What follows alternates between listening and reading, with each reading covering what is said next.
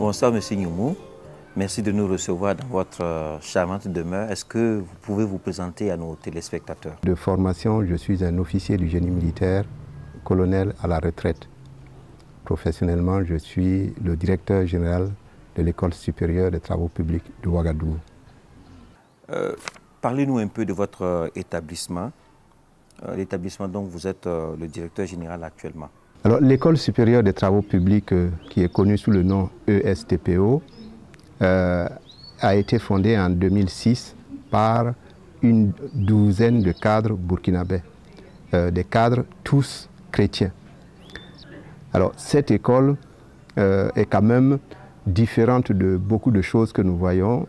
Il y a maintenant beaucoup d'établissements d'enseignement supérieur privés au Burkina, mais ça ne se passe pas comme chez nous, parce que premièrement, les gens ont un fondateur unique généralement, mais nous sommes une société anonyme. Ensuite, on voit parfois des gens qui ont commencé à former au BEP, ensuite on voit qu'ils vont jusqu'au BTS et ils diversifient au fur et à mesure, mais l'ESTPO a été créé avec la vision au départ de former des ingénieurs des travaux publics, ingénieurs du génie civil. Alors, c'est assez intéressant parce que celui que nous avions désigné parmi nous pour être le directeur général, une semaine avant la rentrée, a eu un poste à l'extérieur. Et j'ai été obligé donc de venir prendre la direction de l'ESTPO une semaine avant la rentrée avec 12 élèves inscrits. Ça a été extrêmement difficile et passionnant. Et 12 inscrits dans l'enseignement supérieur, faire intervenir plus d'une quarantaine d'enseignants, ce n'était pas facile. Et heureusement que nous étions une société anonyme, et puis on convoquait régulièrement une assemblée générale, un conseil d'administration, et les gens essayaient de voir comment ils pouvaient contribuer. C'est ainsi que la deuxième année, nous étions 37, et cette année, au bout de 5 ans, 2010-2011, nous avions 127 élèves. Cette année, nous attendons à peu près 200 élèves, 200 futurs ingénieurs et futurs techniciens supérieurs du génie civil. Ce n'est pas beaucoup, mais c'est quand même quelque chose. C'est déjà quelque chose. Voilà, et nous sommes heureux de dire que l'État a cru à nos efforts et à cette école, si bien que depuis maintenant la 4e année à la rentrée, l'État burkinabé envoie des boursiers à l'ESTPO. Et puis nous avons aussi des boursiers et des non-boursiers des États voisins et même jusqu'en Afrique centrale, puisque nous avons des Congolais, des Gabonais, des Camerounais, des Centrafricains et des Tchadiens. Et quand je vois ce que l'ESTPO est devenu, bon, je suis assez content. Ce que nous espérons faire, c'est apporter sur le marché des gens qui vont contribuer à la qualité de la construction au Burkina Faso et puis dans la sous-région.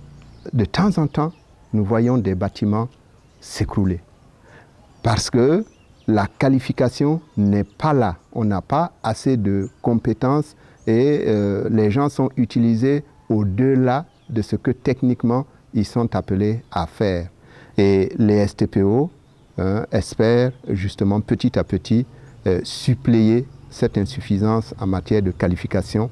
Nous avons déjà mis sur le marché des techniciens supérieurs et même des ingénieurs. Qu'à l'heure actuelle, il n'existe pas de formé de l'ESTPO qui soit en chômage. En tant que directeur de cet établissement, quel conseil avez-vous à donner aux étudiants pour leur future carrière? Alors, un ingénieur de travaux publics peut avoir beaucoup de problèmes, non pas sur le plan technique, mais sur un autre plan. Quand vous avez à contrôler un marché, quand vous êtes responsable des travaux et qu'un entrepreneur est en jeu, de l'argent est en jeu, vous avez beaucoup de tentations, vous avez des situations dans lesquelles ce n'est plus la compétence, c'est une certaine intégrité, honnêteté qui est en jeu. Et j'encourage vraiment nos formés là avoir ça toujours en tête. C'est bien, hein, un bon technicien, un ingénieur compétent, c'est très bien. Mais votre compétence, elle peut être mise en jeu, elle peut être mise à l'échec, hein, par des situations, des interventions, hein, dans un autre contexte. Donc ça, c'est le conseil que je peux leur donner.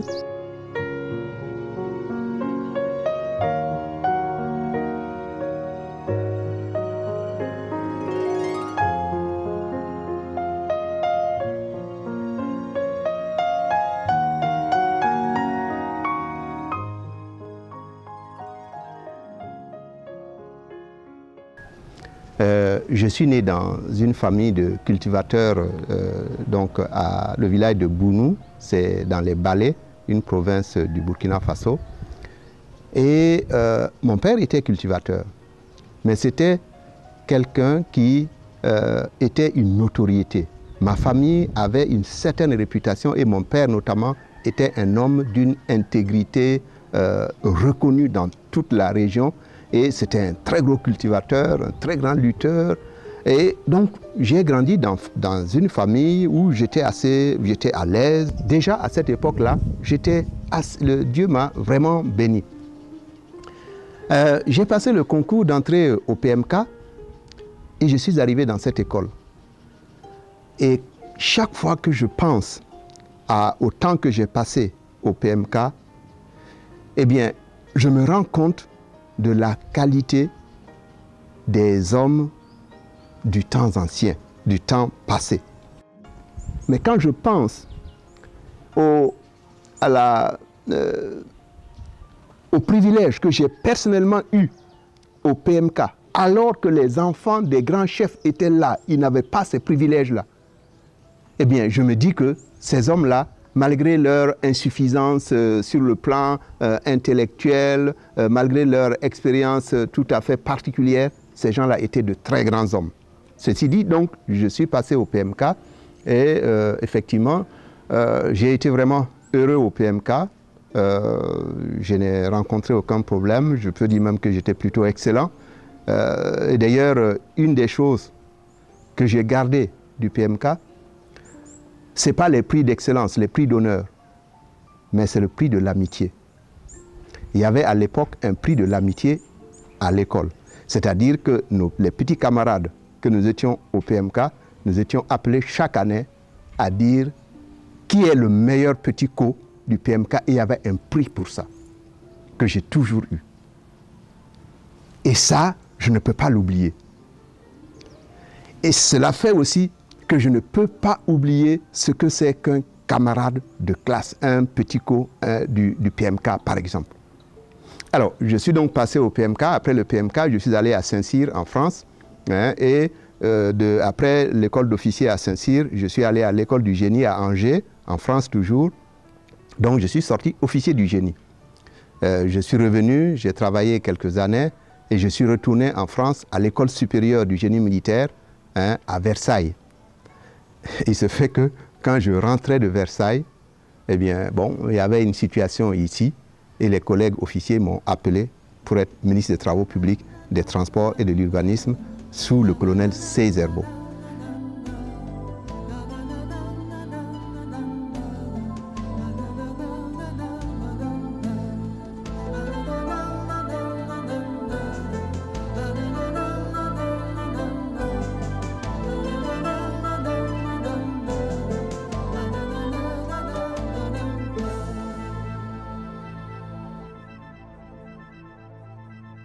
Les choses semblaient aller très bien. Bon, comme on dit, c'était comme les gens aiment dire, la personne a son avenir devant soi. Quand les choses se sont gâtées, la révolution, d'abord le Conseil du salut du peuple, puis la révolution est venue et je me suis retrouvé en prison. J'étais donc membre du gouvernement et alors ce genre de choses, je me suis retrouvé en prison. Et de la prison, j'ai été sorti et dégagé de l'administration et de la fonction publique. Donc, du jour au lendemain, alors que je pensais que tout se présentait vraiment bien, eh bien, je suis devenu rien du tout. Après son jugement, on l'a incarcéré pendant 6 mois. Et je suis restée courageuse. J'ai tenu bon et j'ai essayé tant bien que mal le soutenir. Quand je suis sorti de prison, ce n'était pas facile. J'ai commencé immédiatement à faire du commerce. J'étais d'abord importateur-exportateur de produits du cru. À l'époque, j'avais une 504. C'est avec cette voiture que je parcourais la campagne pour faire le commerce du karité et du sésame. Et je suis devenu président des importateurs et exportateurs de produits de cru de Burkina, de Ouagadougou et pratiquement donc du Burkina. Les choses allaient aussi entrer dans une phase dramatique. J'ai eu un premier accident où moi-même j'ai été blessé à l'œil, mais mon frère est décédé dans mes bras. C'était très grave. Et après cet accident, je suis resté 1 an. Je ne pouvais pas travailler. Je ne supportais pas le soleil. Et j'ai dû être opéré 2 fois. J'ai dû faire 2 évacuations à Paris, à l'hôpital international de l'Université de Paris, où j'ai été opéré. Quelque temps après, un autre accident et les 2 collaborateurs que j'avais, le comptable, qui était un ami, et l'agent commercial, qui était un beau-frère, sont morts d'une manière affreuse. Vraiment affreuse. Ils étaient broyés complètement sur la route de Sabou. Donc là a commencé une autre phase, une autre étape. Et il y a eu dans ma vie une série noire, comme ça. Et alors, quand c'est le cas, qu'est-ce qu'on fait en Afrique? Les gens ont commencé à consulter par-ci, par-là. Et là, je me suis retrouvé dans un réseau, les marabouts, les féticheurs, au village. On me dit oui, il paraît que ton arrière-grand-père avait promis ceci, avait fait cela, il paraît que ceci, il fallait... Bon, et je me suis retrouvé dans cette situation extrêmement compliquée. Je ne savais plus qu'est-ce qu'il faut faire.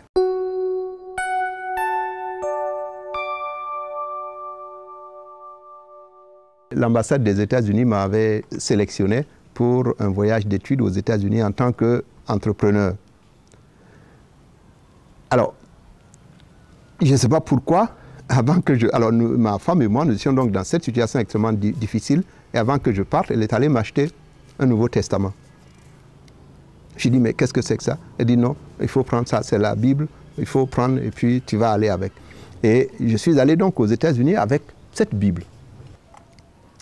Mais il s'est passé une chose. Alors, bon, en 89, il y avait encore quelques limousines bien.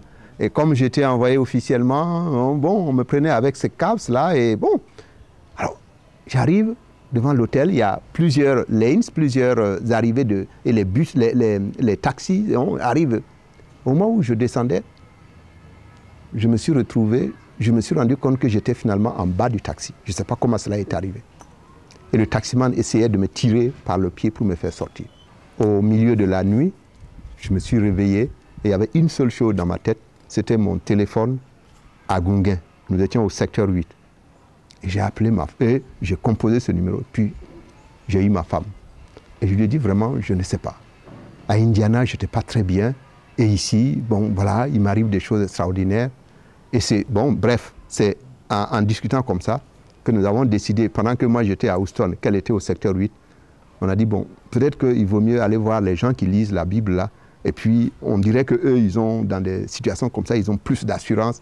Et nous avons décidé que ma femme irait le lendemain chercher quelqu'un des églises qui lisent la Bible, et puis quand moi je viendrai aussi, je me joindrai à elle.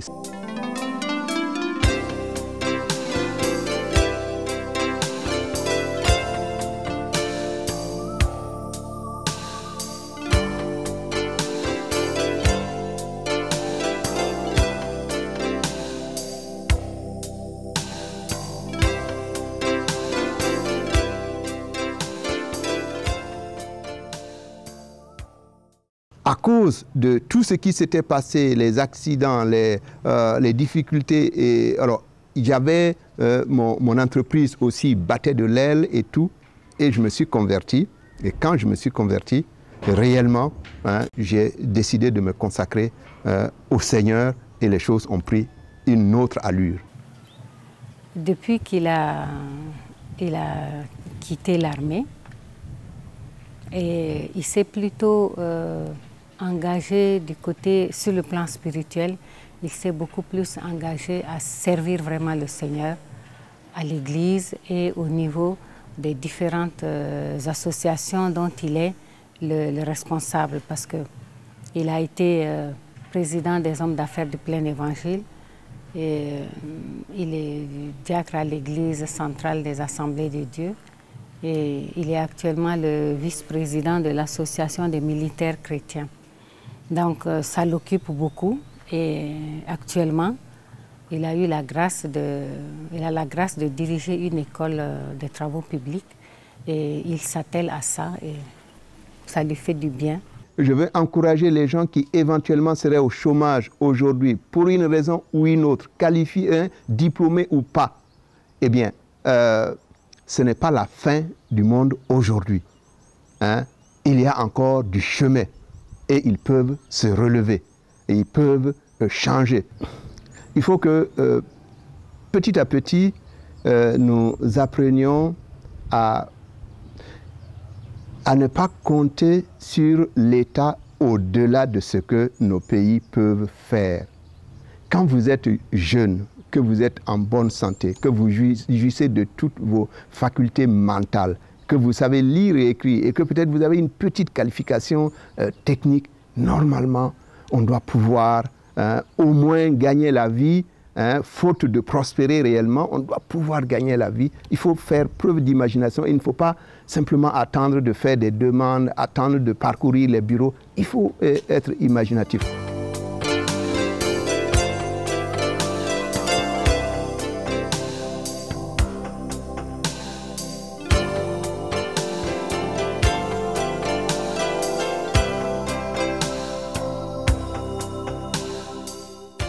Un temps viendra où c'est les personnes qui sont compétentes, qui sont dévouées, qui sont sincères, intègres. Ce sont ces personnes-là qui seront devant. Si à un moment ou un autre la situation est difficile, eh bien, essayons de ne pas nous décourager. Et il faut toujours essayer de faire quelque chose avec ce qu'on a. Il faut se dire que Dieu est fidèle. Et Dieu n'a pas créé quelqu'un pour qu'il soit inutile. Il a doté chacun d'entre nous avec quelque chose.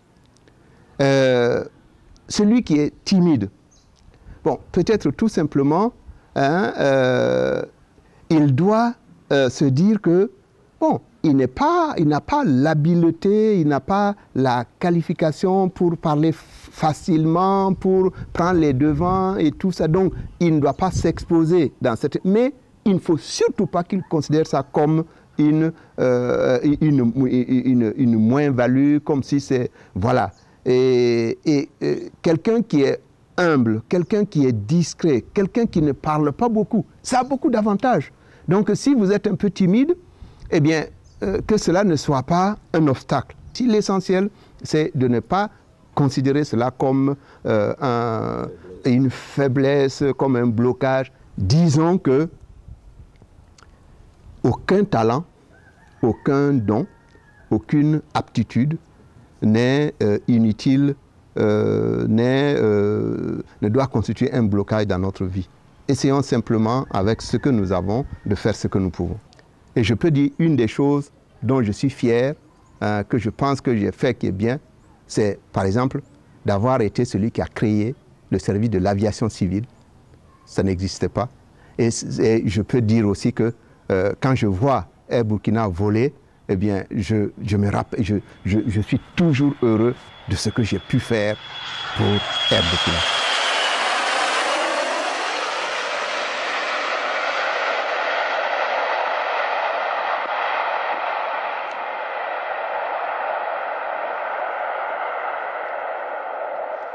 Quand j'étais président des hommes d'affaires du Plein Évangile, il y a des frères qui sont venus parfois dans mon bureau et disent, bon frère, moi je vais te poser la question, est-ce que tu crois qu'on peut être chrétien, intègre et puis faire des affaires?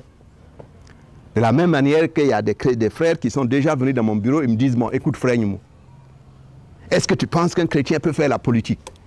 Le problème est posé que c'est difficile d'être un chrétien et d'être un homme d'affaires, d'être un chrétien et d'être un responsable politique. Nous devons évoluer, nous devons travailler avec le don de base, les qualifications, les talents que Dieu nous a donnés. Et quel que soit le domaine dans lequel nous sommes, quels que soient les temps que nous vivons, quel soit l'environnement, si nous nous donnons comme objectif de donner gloire à Dieu dans notre vie, Dieu ne peut pas nous oublier. Et évidemment, nous ne serons pas prospères à la manière des gens du monde. Prospères à la manière des gens du monde, c'est-à-dire je veux, milliards. Mais même ça, Dieu peut nous le donner. Je sais que c'est extrêmement difficile aujourd'hui avec la corruption, avec les privilèges, avec...